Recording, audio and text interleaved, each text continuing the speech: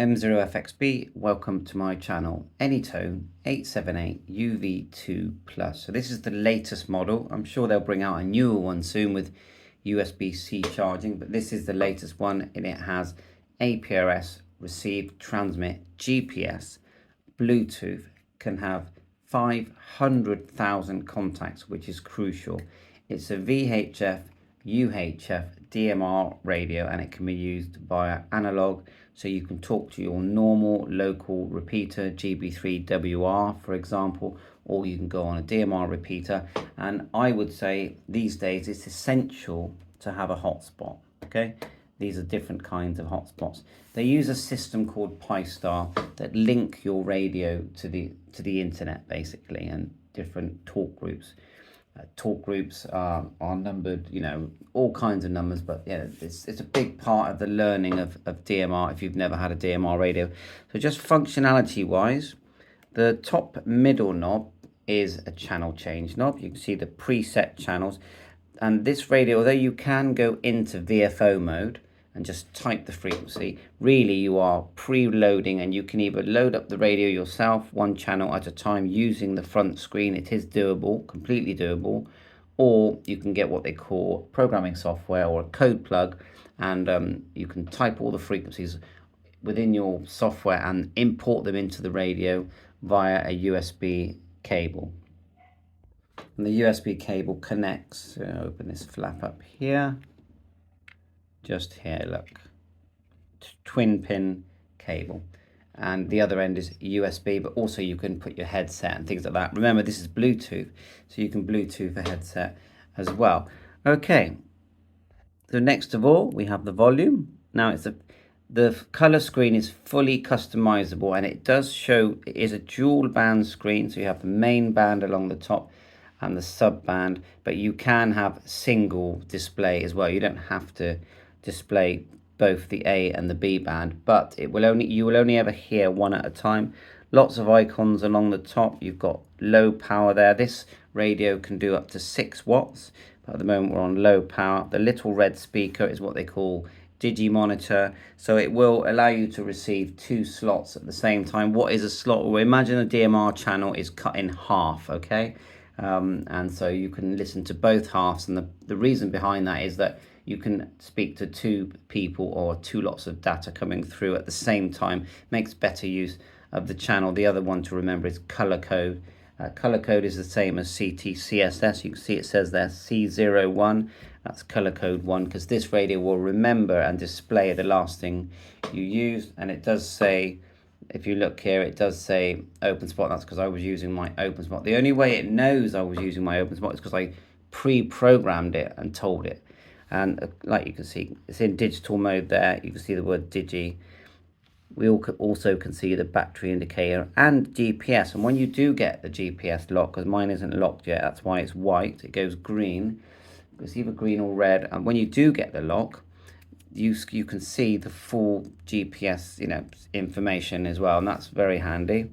So let's just go through some of the basics. Now, all the buttons are programmable. So you've got P1, P2, and they're programmable long and short press, and I think even a third programmable item as well.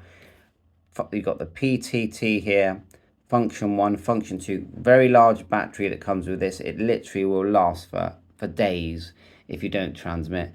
LED there, and at the top another function button, the light sort of greeny color, which tends to come with the UV2 model.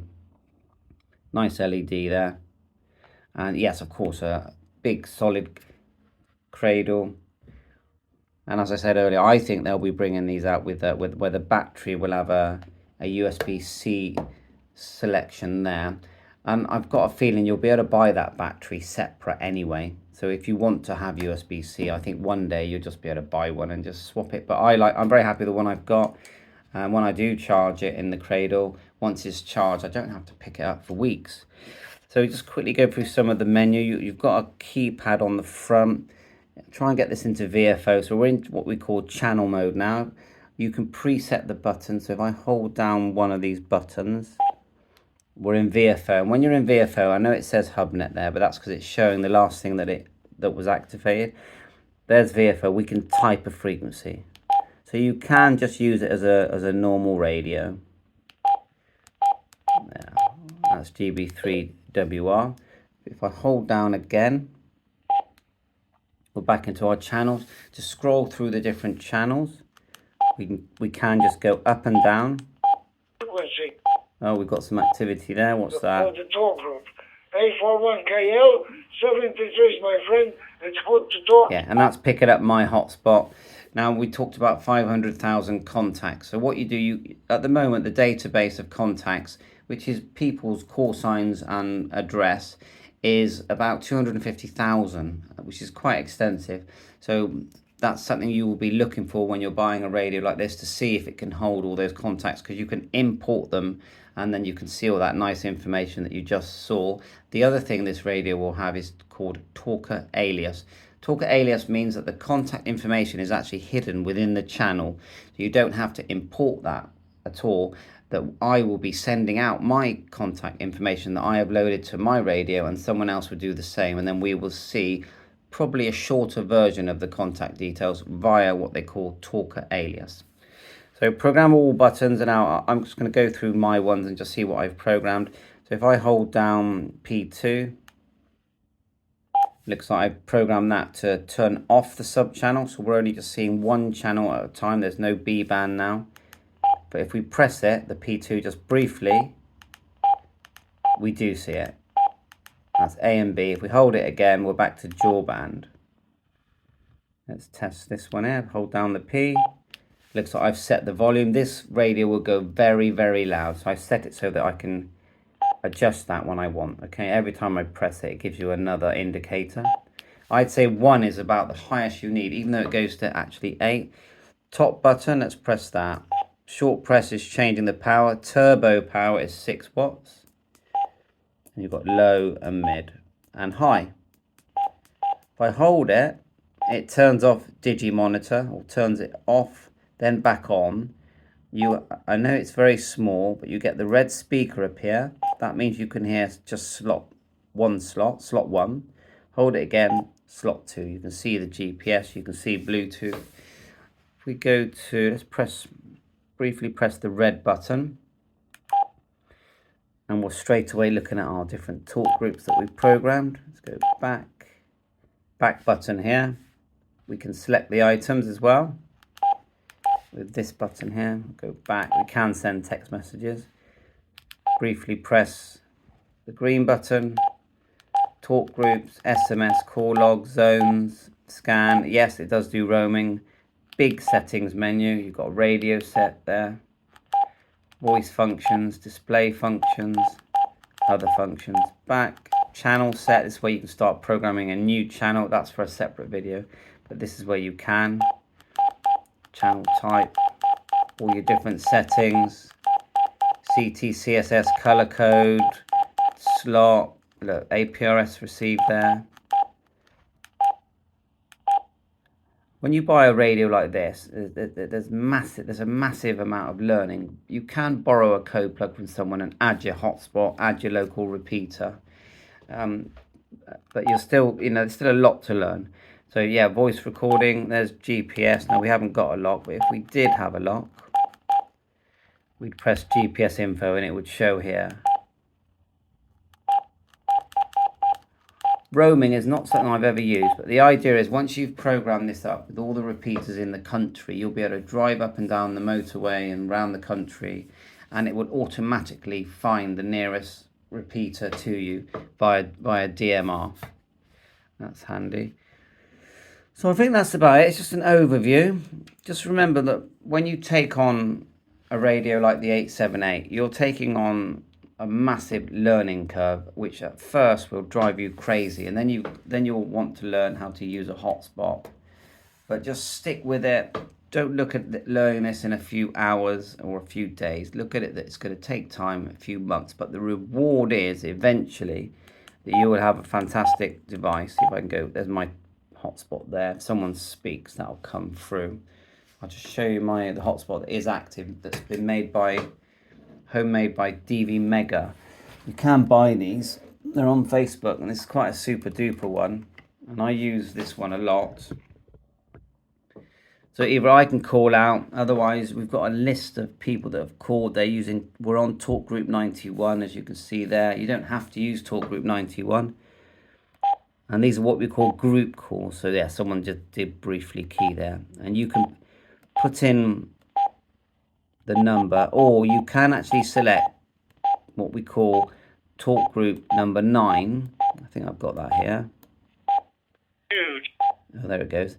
If you select Talk Group number 9, then that is a link between the 878 and your hotspot. And if you press or repeater, if you press hold, then you can say type in a talk group that you like. So let's say we like 2350, and then we can press the hash because we want it to be not private. Would be fine if you were going to put someone's DMR number in and call them direct and have a private chat.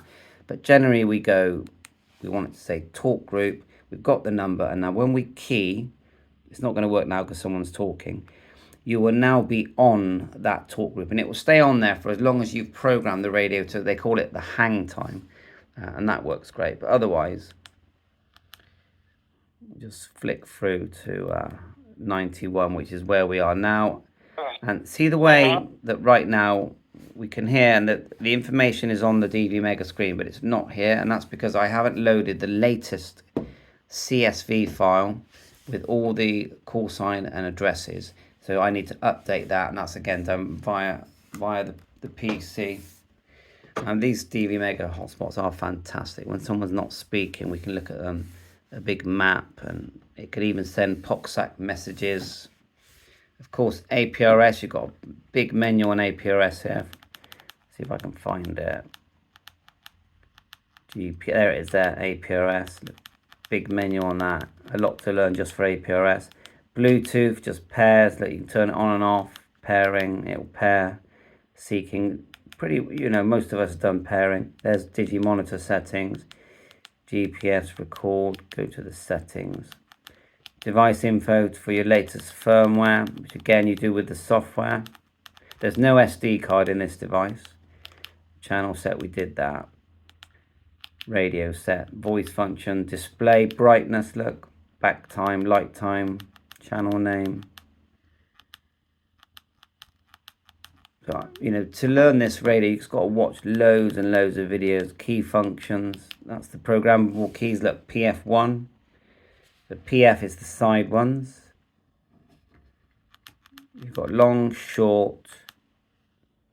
Then you've got P1, P2.